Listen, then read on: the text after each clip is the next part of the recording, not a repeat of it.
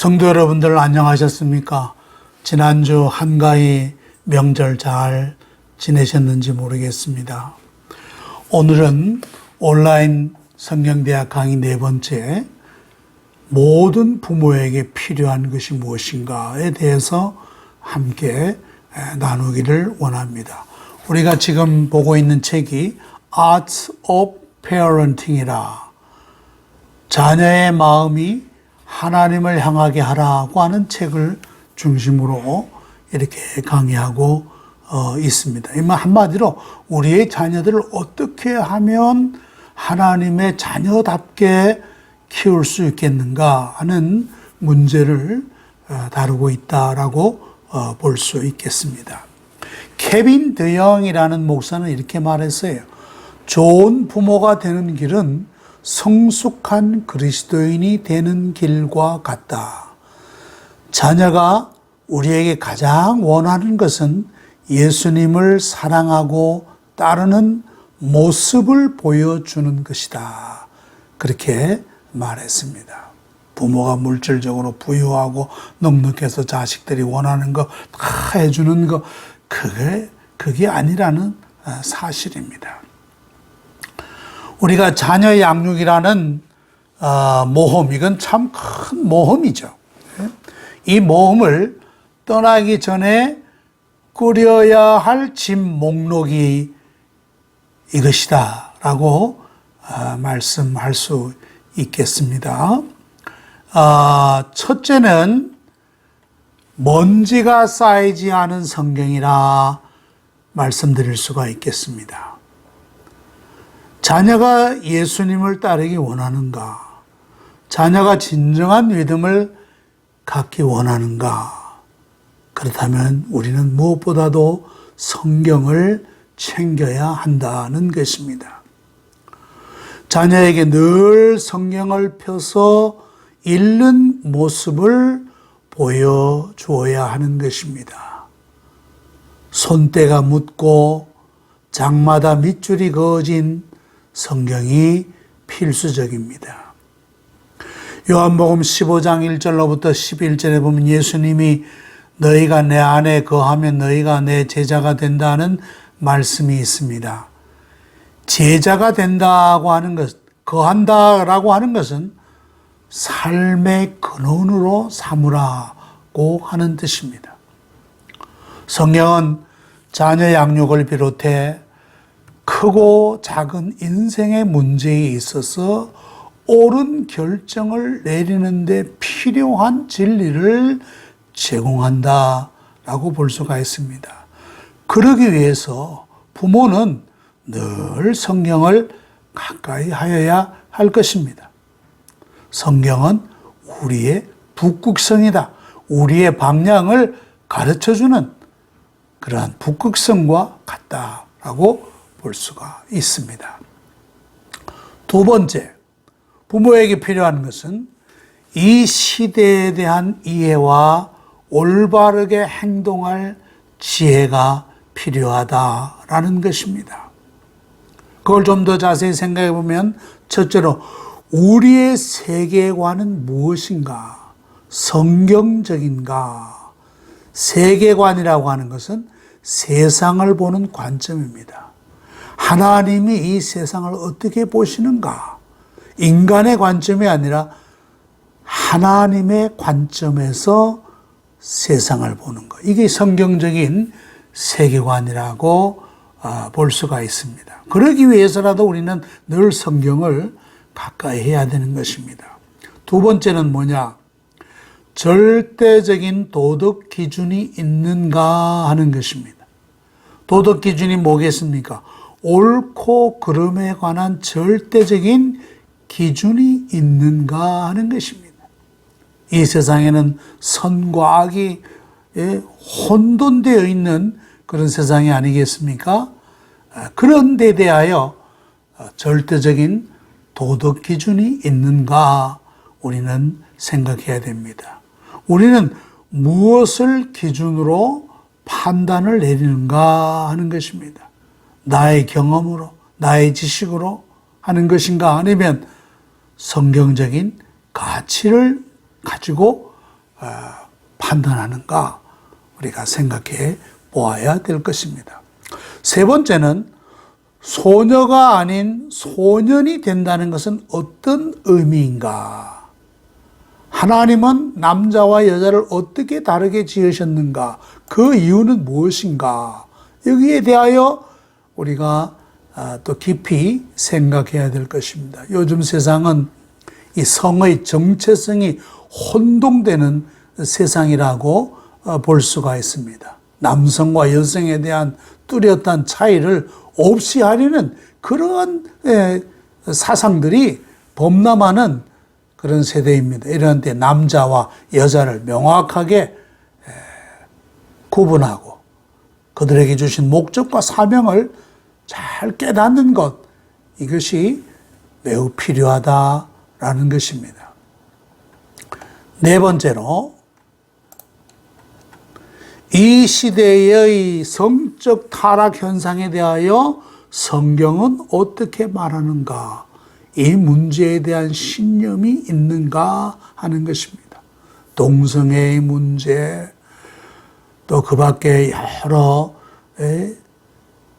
타성적인 타락으로 나타나는 여러 가지 현상들에 대해서 우리가 성경적인 신념을 가지고 있는가?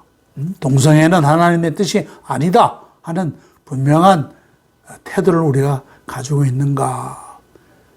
이런 질문에 대하여 답을 준비해 두어야 할 것입니다. 자, 크게 세 번째로 우리 부모가 준비해야 될 것이 있습니다. 자녀를 향한 큰 비전이라는 것입니다. 우리가 자녀를 향한 큰 비전이 무엇인가?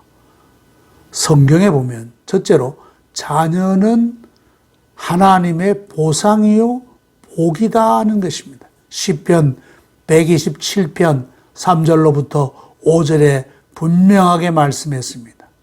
자녀는 하나님이 주신 큰 축복이다 라고 하는 것입니다. 어떤 부모들은 자식을 그렇게 생각하는 것이 아니라 무슨 애물단지처럼 생각하는 그런 경우도 있는데 그건 잘못된 생각입니다.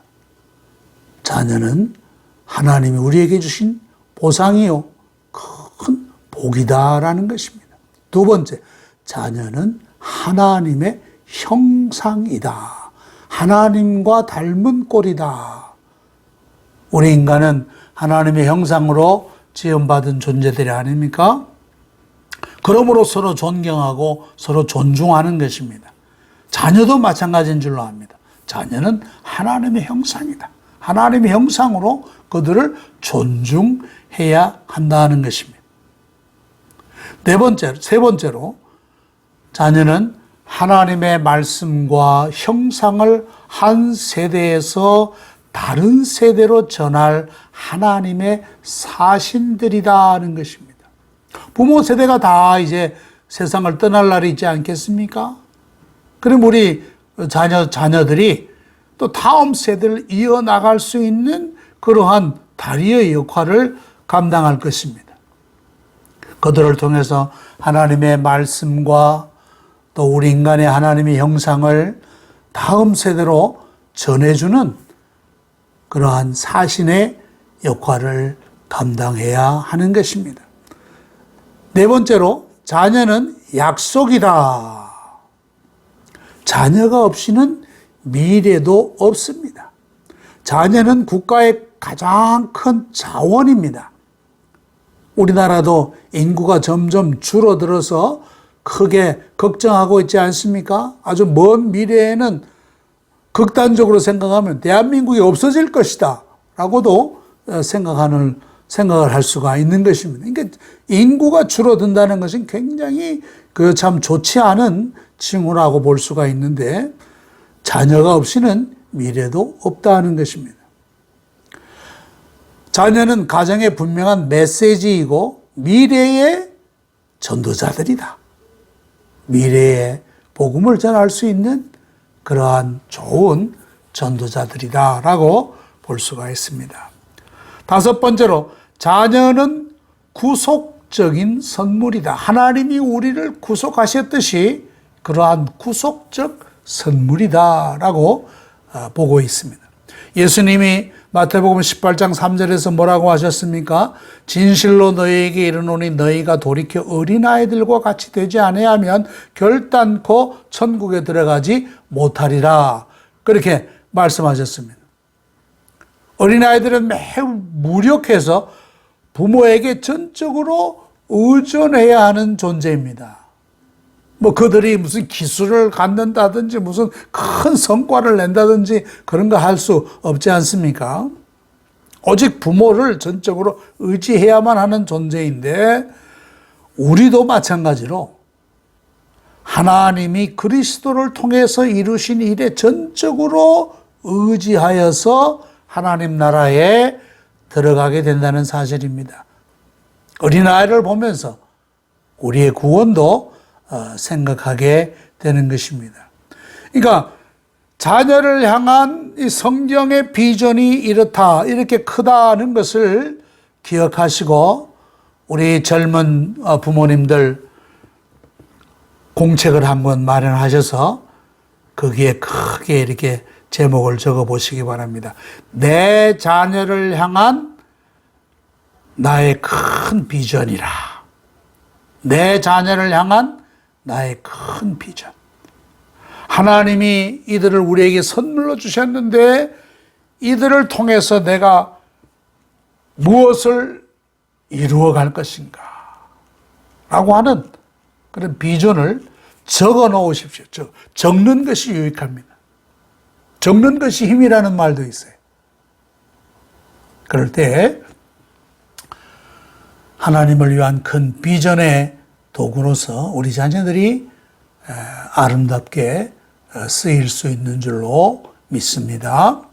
네 번째, 분명한 로드맵을 가져라. 로드맵이라고 하는 건 지도죠. 지도. 우리가 양육을 하다 보면 급히 방향을 바꿔야 될 때도 있고 또 우회로가 가득합니다. 하지만 지도가 있으면 전체적인 그림을 보면서 본 궤도를 이탈하지 않을 수 있다는 것입니다. 우리가 자녀 양육에 대한 큰 지도를 가지는 것이 매우 유익할 것입니다. 이 여행의 출발점은 뭐냐? 자녀를 하나님의 선물로 받은 것이다. 이게 출발점입니다. 하나님이 우리에게 주신 이 자녀를 선물로 주셨는데 이 선물을 어떻게 우리가 양육할 것인가 하는 그 출발점으로 해서 그 여행의 목적지는 무언가? 하나님의 목적과 보살핌 속에서 자녀를 풀어주는 것이다. 부모가 언제까지나 자녀를 품 안에 가둘 수가 없습니다. 품 안에 둘 수가 없습니다. 풀어놓아 줘야 되는 것입니다. 자녀가 대학에 입학하거나 결혼하거나 입대하거나 혹은 취직하는 이런 순간들이 다 이러한 목적지와 연결되어 있다라고 볼 수 있습니다. 이럴 때 이들을 풀어줄 때 하나님의 목적과 보살핌 속에서 이들을 풀어주어야 할 것이라는 것입니다. 그러니까 우리는 이 자녀들을 자꾸 풀어놓는 연습을 해야 될 것 같아요. 어떻게 하면 내가 데리고 있을까가 아니라 풀어놓는 연습. 어떤 부모님들은 자녀를 일찍이 떨어뜨려서 먼 지방에서 교육을 시킨다든지 하는 그러한 방법을 택하는 부모도 보았는데 그것도 자녀를 풀어놓는 연습이라고 생각되어집니다. 그 다음에 다섯 번째는 팀 접근법이라. 팀 접근. 이 책의 저자는 아내와 양육에 관한 서로의 의견을 좁혀서 하나로 뭉친 팀으로 자녀들을 키우기로 결심했다고 합니다. 자녀는 부모를 끊임없이 자동 추적하는 레이더와 같다. 지난번 강의 때 말씀드린 적이 있죠. 그들은 부모에게서 자기 자신과 또 가족과 삶 전반에 대한 신호를 찾는다라고 볼 수가 있습니다. 부모는 그런 의미에서 자녀의 나침판이며 안정과 평안의 중요한 원칙이 되는 것입니다. 그러기 위해서 부모는 자녀 양육에 관해서 의견의 일치를 이루려고 노력해야 됩니다. 아빠는 아빠대로, 엄마는 엄마대로 생각을 가지고 있다면 그 아이는 매우 혼란 가운데 빠질 수밖에 없을 것입니다. 그래서 부부는 팀워크를 이루어야 된다. 연합해야 된다. 우리는 자녀 양육의 한 팀이다. 똘똘 뭉치자라고 해야 하는 것입니다. 자, 이렇게 팀으로 하나가 되어서 우리 해야 할 중요한 것은 뭐냐? 6번째로 핵심 가치를 자녀들에게 심어주는 것입니다. 아이들에게 반드시 길러주어야 될 이런 핵심의 가치의 목표는 예수님을 아는 것과 평생 예수님의 제자가 됨으로써 살아가는 데 필요한 가치들이라 이렇게 말씀할 수가 있을 것입니다. 이 책의 저자인 필자가 자녀들에게 가르치려고 한 40가지의 핵심 그런 가치가 있었습니다. 40가지가 되는데 여러분들 주의 깊게 경청하시면 유익하리라 생각되어집니다. 첫째, 자녀들에게 심어주는 핵심 가치, 무엇보다도 하나님을 알고 경외하라는 것입니다. 하나님 중심의 삶을 살라고 하는 것이죠. 두 번째, 평생 제자가 되고 예수님과의 관계를 가장 중시하라. 다른 어떤 모든 인간관계보다도 예수님과의 관계를 가장 중시하라. 세 번째, 권위를 존중하라. 부모를 믿고 부모에게 순종하라. 부모에게 순종할 줄 아는 사람은 다른 사람과의 관계도 원만하고 하나님과의 관계도 원만하다고 볼 수가 있습니다. 네 번째, 강한 노동윤리를 기르라. 일하는 것을 배워주라는 것입니다. 유대인들이 그렇지 않습니까? 유대인들은 저들 자녀들에게 뭔가 한 가지 기술을 꼭 익히도록 권장한다고 합니다. 강한 노동윤리를 기르라. 다섯 번째, 약속을 지키라. 하겠다고 한 일은 반드시 하라. 약속은 철저하게 지키라. 약속은 죽어도 지켜라. 그렇게 가르칠 필요가 있습니다. 여섯 번째, 하나님께 너무 작은 것을 요청하느니 차라리 너무 큰 것을 요청하라. 하나님께 큰 입을 크게 벌리고 하나님을 찾고 구하라. 그런 말이죠. 작은 거, 시시한 거, 그런 거 구하지 말고 크게 원대한 것을 찾고 구하라. 라고 하는 것을 심어준다는 것이에요. 일곱 번째, 진정한 강함은 섬김을 받는 것이 아니라 섬기는 데 있다. 예수님도 섬기려고 이 세상에 오시지 않았습니까? 섬기는 것이 진정으로 강한 자다. 여덟 번째, 도덕적 순결함과 깨끗한 양심의 힘을 이해하라. 도덕적으로 순결하고 양심적으로 살아라. 양심을 지켜라. 이것을 핵심 가치로 심어주는 것입니다.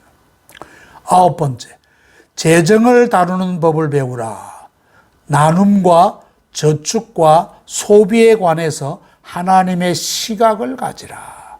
이게 우리 부모들이 자녀들에게 꼭 가르쳐야 할 중요한 삶의 기술이라고 볼 수 있습니다. 재정을 다루는 법을 배우라. 돈을 다루는 법을 가르치라. 나누고 저축하고 소비하는 데 대하여 하나님의 시각을 갖도록 도와주는 것입니다. 10번째, 실패를 다루는 법을 배우라. 우리가 언제나 꼭 성공만 할 수 있는 것이 아니지 않습니까? 실패할 때도 있어요. 실패할 때 어떻게 할 것인가? 실패는 성공의 어머니다 하는 것을 기억하고 실패를 딛고 일어서는 그런 법을 배우도록 해야 됩니다. 11번째, 가난한 사람들과 고아들을 불쌍히 여기라. 동정을 베풀 줄 아는 그러한 사람이 되어라 하는 거죠. 12번째, 혀는 강력하다. 악이 아닌 선을 위하여 혀를 사용하라. 말을 지혜롭게 하라는 것입니다. 말 때문에 싸움이 일어나지 않습니까? 혀는 강력하다. 지혜롭게 혀를 사용해라 하는 것이에요. 13번째, 너무 적게 주느니 차라리 너무 많이 주라. 인색하게 굴지 말라는 겁니다. 인생에 있어서 인색하게 굴지 말고 후하게 베푸는 그런 삶을 살라 하는 것입니다.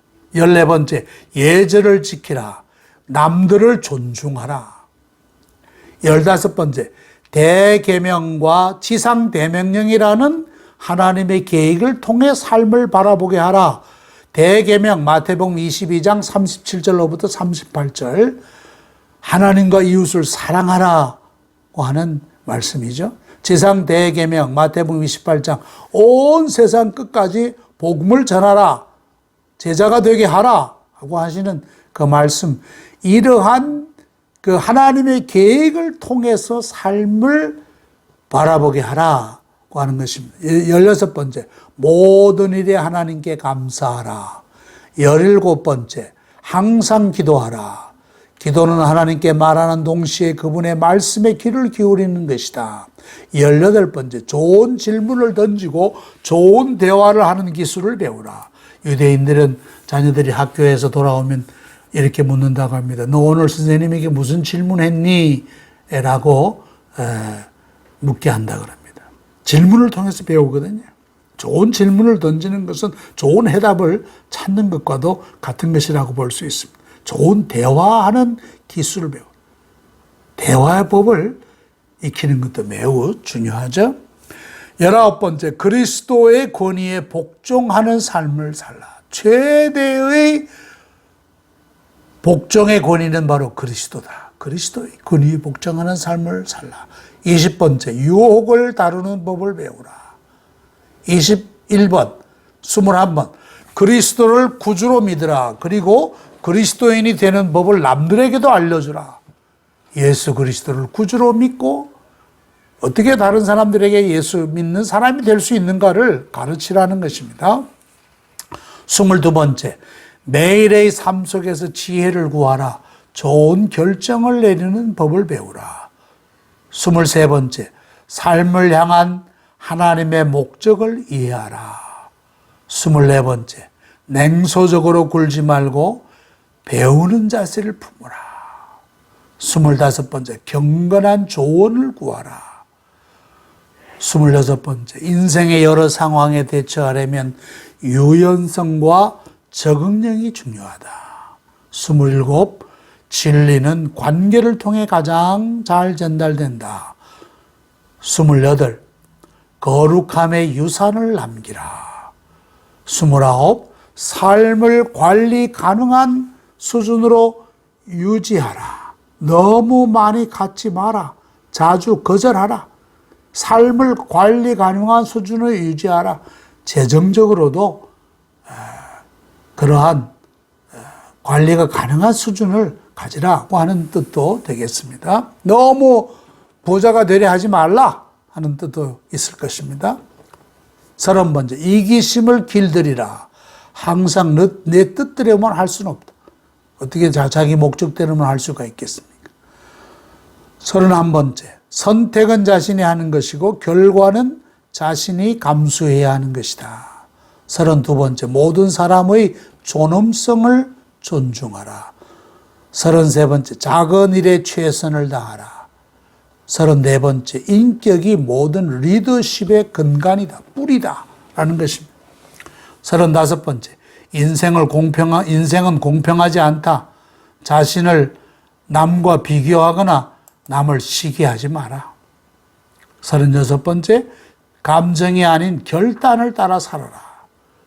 우리가 때로는 너무 감정에 치우칠 때가 있지 않습니까?